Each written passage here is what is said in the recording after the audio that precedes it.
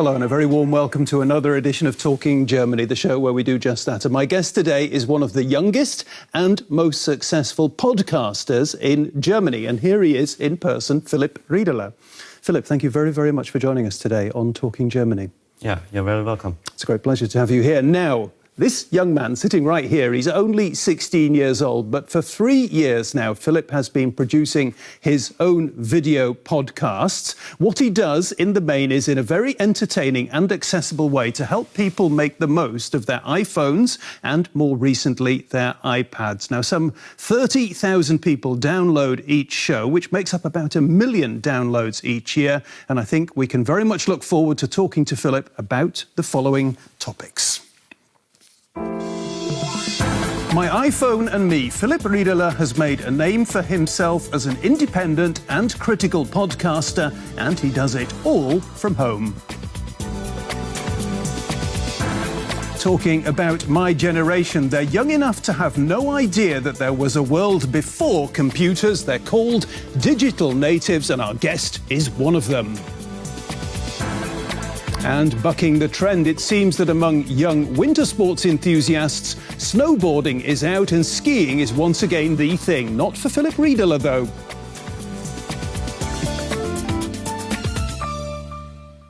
Philipp, I had an interesting experience this past few days. People were saying to me, who is your next guest on Talking Germany? I was saying, well, it's Philipp Riederle, the podcaster.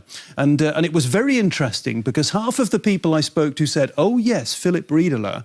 And the other half... Really? Yeah, well, you're well known, Philipp. But the other ones said to me, what is a podcast? And that was interesting, yeah?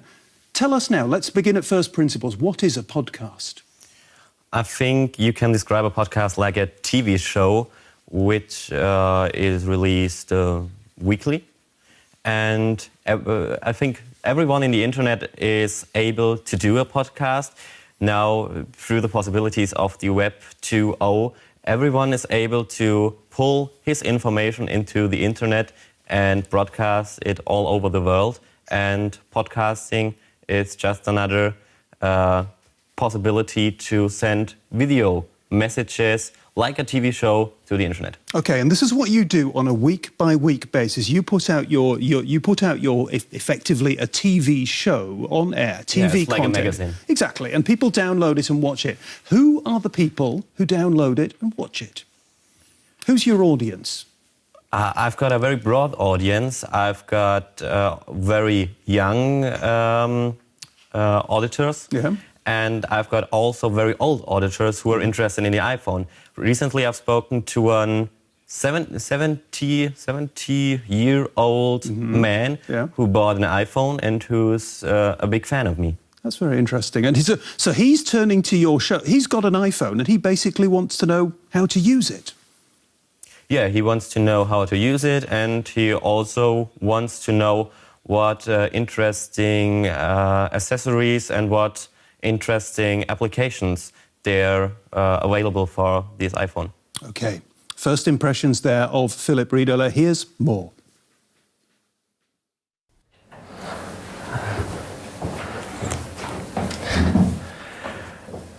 Welcome to the new edition of My iPhone and Me. For the past 3 years, Philipp Riederle has been helping his German fans figure out their iPhones. Apple's smartphone went onto the market in Germany in October 2007. Not long after, in April 2008, he posted his first self-produced podcast onto the internet. Although he was only 13 years old, Philipp's instructional videos soon became a hit. With the help of his family, he built a small studio in what was once his grandfather's basement rec room. Today, over 1 million viewers watch the podcasts each year. After school, his friends pursue their sports and hobbies. And Philipp goes to his office. He founded a one-person company to market his business ventures. An internet retailer acts as his sponsor and supplies him with the latest technology. Hallo, ich grüße Sie, Riederle hier. The young entrepreneur handles every aspect of his business. Konferenz nächsten Mittwoch. Ja, toll. Freue ich mich. Major corporations have also invited the 16-year-old to give talks on social networking and the new generation of digital-savvy teens. I've given my talk the somewhat provocative title, How I Took the iTunes Podcast Chart by Storm at 13. But first, let me introduce myself. My name is Philipp Riederle. His podcasts have made him something of a star on the internet scene. This is awesome. The high school student lives in the town of Burgau in southwestern Germany. It's not the kind of place where you'd expect to find an expert on modern communication technology. But that's something that has fascinated Philip since he was a young child. And he soon made his dream a reality. From the small town of Burgau to the wide world of the internet. And today he's our guest on Talking Germany, Philipp Riederle. And that communications technology expert is sitting right here with me now. Philip, let's go right back to the very, very, very early days. Something got you started in all this at a very early age. And I have a feeling it was perhaps your granddad. Yeah, you're right. In the age of 3 or 4 years, I first experienced some electrical stuff with my granddad. What was this electrical stuff? What were you doing with your granddad there? It was just lighting lamps and this stuff. It fascinated me to do this stuff. And my granddad worked as an electrical engineer. And I loved this stuff and experiencing these new things with him together. And in the age of 8, I think, I got my first own computer.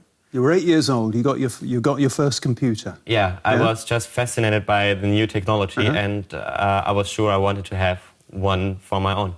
What does your granddad say about what you're doing now? He's impressed. He can't believe that I got so popular through the stuff I'm doing in his house. Does your granddad have an iPhone and an iPad? No, he doesn't. He doesn't, yeah. OK. Let's talk about your show a little bit, because I think there'll be an awful lot of people out there in the world who would be very interested in doing the same kind of thing, yeah? You put out this show, this content every week, yeah? Tell me about what the production process is for that. Yeah, the production process is pretty much like in real TV. First, I need to get all those informations I need to have for the show. And then I'm writing a concept for the show. Then I'm going to the studio and setting up all the technical equipment. I've nobody in my studio who helps me there. I'm doing it just for my own. And then I'm sitting in front of the camera. I hope that I can do the show very well. Yeah. And after the show, I'm going to my office at my room at home, and I'm cutting the show, and then I'm going to publish it on the internet. And do you do it all when I'm watching you? When I'm actually watching the casts, do you do them spontaneously? Do you have a prompter? Are you making up the text as you go along, effectively? I started without having any idea what I'm talking about. I just sat in front of the camera and started talking. And with the years, I started to write little concepts that I have a red line about what I'm talking. But I'm doing it spontaneously. I know what I want to talk about, but what I'm talking, I'm thinking of during the show. Okay, and you look very relaxed while you're doing it. Have you ever had any coaching? No. It's just you?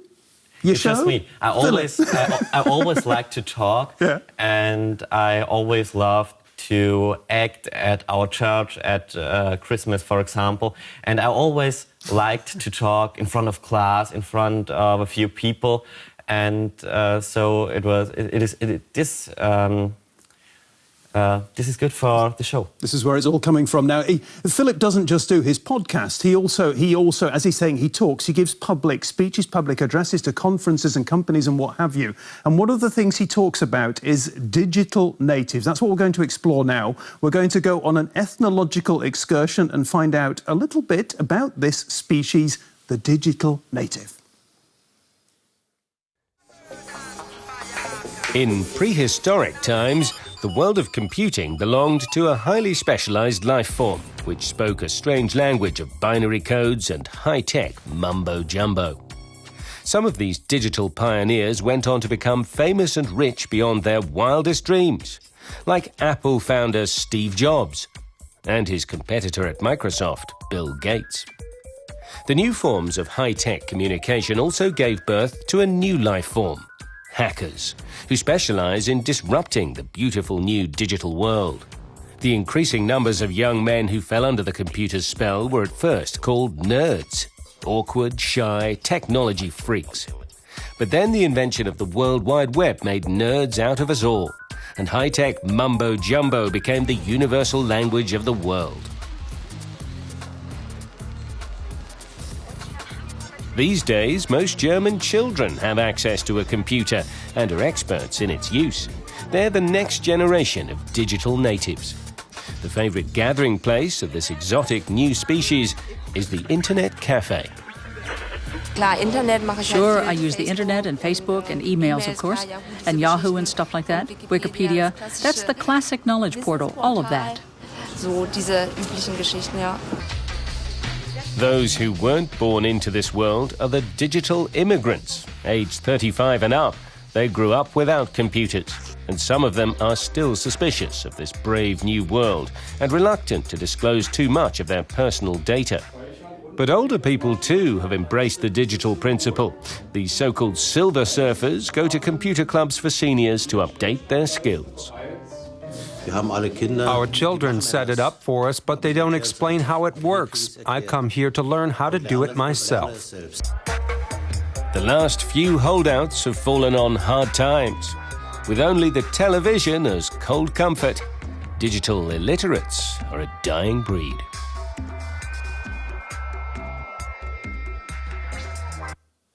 Well, Philip, that report set up two totally different groups of people. There's the digital native and the digital immigrant.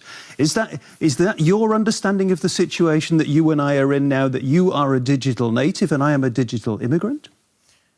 Excuse me? Is that the way you would see the situation? Well, yeah, that's exactly the way I would see the situation. No doubt about it. Because I did grow up with all these new mediums. Yeah. And you're now learning about these new possibilities you have with these new mediums. And for me, it's just normal to look on Facebook, on Twitter, every few minutes, every few hours.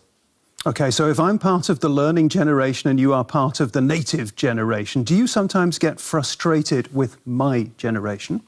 Of course, for example... Oh, of course, he says. Yeah, for example, when old politicians are talking... Not old, elderly. OK. When these politicians are talking about these new mediums and what should be allowed and shouldn't be allowed there, they made new laws about these mediums, which they have no idea about. So it's not real what their laws are about. OK, so you've got people from my generation making laws and regulations about something that they don't know enough about. Right. Okie dokie. Your generation say yes to everything. They take everything on board that is new, and my generation say maybe and sometimes no to developments. What do you say no to? Are there things in the digital world, in the world of the internet and social networking, where you say no, I'm not going to do that? I think there's nothing I strictly say no to. I just want to try everything, and what I like to do, I keep going, and what I don't, I don't. OK. Well, one of my colleagues, when we were talking again about your podcast, said effectively what Philipp Riederle is he is a new kind of journalist. Is that something, would you share that view? Do you view yourself as are you a service provider or are you a journalist giving input to the debate? I would say I'm nothing of it. I'm just one person of the crowd. I think through the Web 2.0, everyone has the possibility to broadcast something. And in my crowd, in my auditioners, everyone would have the possibility to start an own podcast. And I think in all those iPhone fans in Germany, I was the person who started it. So you're saying everybody could do this, but could everybody do this? Because again, we go back to your granddad, we go back to your family. You got an awful lot of backing. Do you think just ordinary young men, young women, or people like me could just do this? I started this podcasting a few years ago, 3 years ago. Yeah. And in these times, it was pretty much complicated to start this. Now it's really easy to start a podcast, and I think everybody could do this. OK, there's the message. Anybody can do it. Now, around the world, many people in many places are catapulting themselves into the new digital future. As we find out now, though, German schools might be falling just a little bit behind. An equilateral triangle. Rolf Hase is a math teacher who also heads the department for new media at a school in Hanover. But he still uses the familiar tools of blackboard and chalk for his work. In Germany, only a few classrooms come equipped with computers and projectors. 80% of the instruction in German schools still takes place with traditional methods and tools: pencils, paper, scissors. At home, these students may be the digital generation, but not in school. Modern technology still has little place in German schools, and 3/4 of school children here say they know more about computers than their teachers.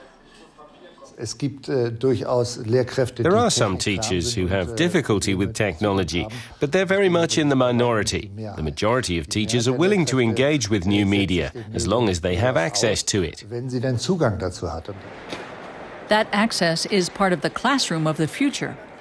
In the digital classroom, teachers and students are connected to the internet and to video conferencing technology. Instead of blackboards, there are high-tech computer screens. It's totally different, and you learn a lot. It's very interesting. And in the new digital classroom, students don't sit by themselves staring at a computer screen. On a large touch-screen interface, they can solve problems together as a team. Teachers have too much material to cover and they worry about giving up control. But with these new learning methods, with connected learning, teachers see that the children have a different learning style, but sometimes it's actually faster and they learn new things too. For now, the digital classroom is a vision for the future. This demonstration classroom at the CeBIT Computing Trade Fair costs more than 30,000 euros. Meanwhile, at Rolf Hase's school, 5 out of 37 classrooms are already equipped with interactive whiteboards, a small step toward the classroom of the future. The classroom of the future. My kids here in Berlin, they go to a school that I imagine is rather like yours, and there isn't a digital classroom in the school. Does your school have that kind of thing? No, my school doesn't. My school is just developing to have a few digital things there, to have a few beamers, but projectors. Do you say in English? Fine, absolutely fine. Okay. Yeah? But it's all. And all the lessons are very analog and not as digital as they could be. I sense that you're not very happy about that. No, because I think through these new technologies, through all these digital possibilities, you could teach all the stuff in a more interesting way, so that pupils are more interested and they learn it much easier. But surely the people at your school, the senior teachers, should be coming to you, Philipp Riederle. You have a great deal of expertise in this area, and they should be saying, Philipp, are we getting it right or are we getting it wrong? Oh, I don't know. I don't know if any teacher would do this, but they should. They should, for sure. Yeah, they should. It would be great. but I think no teacher would do this. Okie dokie. Here, when I was preparing for the show, Philip, I came across an item from a New York publication, from just the last couple of days, It said, laptops completely replace books in Manhattan High School, A Manhattan school has gotten rid of all textbooks on paper. Teachers and students say they appreciate it, they like it. Is that what should happen? Should we go completely digital in the classroom? Yeah, it would be great, because every pupil has to carry a huge amount of books every day to school and back, and it would be much easier and better just to have it all digital. But you read books? I'm reading books. Yeah. You read books? You read old-fashioned, sort of big, thick books like that? Yeah, I'm doing. You do that? Yeah. Let me ask you another question, something that interests me. I'm a great letter writer. I'm very old-fashioned now. I'm going to make a real confession to you. Do you ever write letters? Yeah, I like writing real old-school letters. Ah. Yeah, I like doing this. But for business stuff or something like this, I prefer email because it's much faster. OK. Philipp Riederle, some people would call him a nerd. He doesn't like to be called a nerd, and I'm certainly not going to do so. It's very interesting, a very mixed character. He reads books, he goes to the opera, I can tell you as well, and he writes letters. Now, from a very young age, this young man has been surfing right on top of the wave of all the kind of cutting-edge technology we've been talking about. But when it comes to winter sports, another of his passions, by the way, he's running against the trend and clinging onto his old snowboard, while many of his generation are turning back to skiing.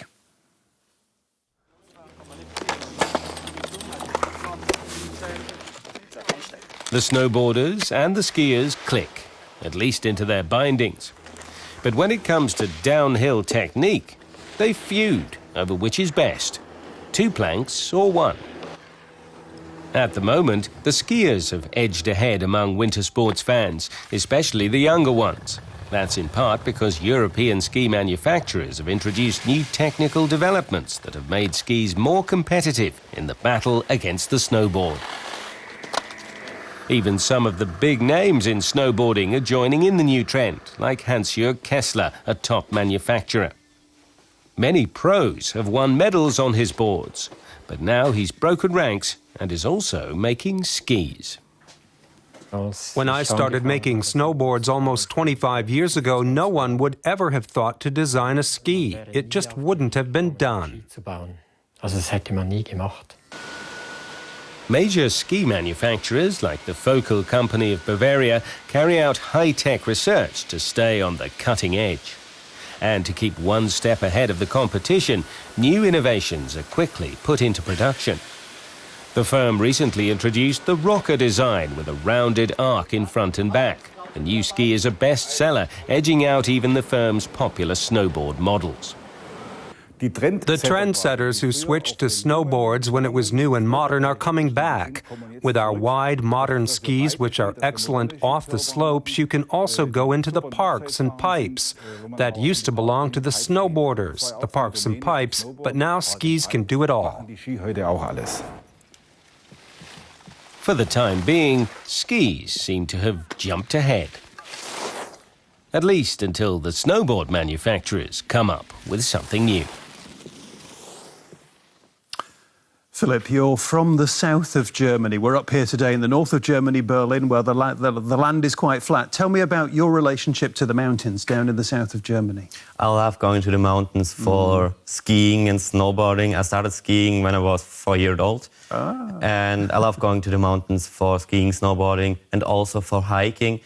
I'm getting the balance between the digital world and the nature and all this analog world by going there and relaxing and hanging out there. OK. 2 relatively quick questions, big questions before we go, Philip. The first one I want to ask you is, where do you want to go next? Where does Philipp Riederle want to go next? I don't really know, because I just want to go forward, but what's coming, I don't really know yet. OK. And I've got a problem that when I'm in the company of people like you and lots of people who are younger than myself, and when I'm being a digital immigrant, I need to have something to tell them that I can understand what the big trends are in the digital world. What is the next big trend? It's difficult to say what the next big trend is, because all these trends like Facebook and Twitter were so unexpected, and so it's difficult to say. That's the thing about it, isn't it? They come from absolutely nowhere, these new developments. Yeah, right. Yeah. OK, here's something else coming from absolutely nowhere. Our quiz to finish the show, Philip, quick questions, quick answers. Okay. The digital age, is it more information or more distraction? Information. What do you prefer, the audacity of youth or the wisdom of age? I think both is important, but audacity is more important. What's better, a friend you can hug or a friend you can send a text message to? The first one. The first one. That's all we've got time for with our youngest ever guest here on Talking Germany, a young man with a big future, I'm sure, Philipp Riederle. If you've enjoyed his company as much as I have, do come back next week. Until then, tschüss.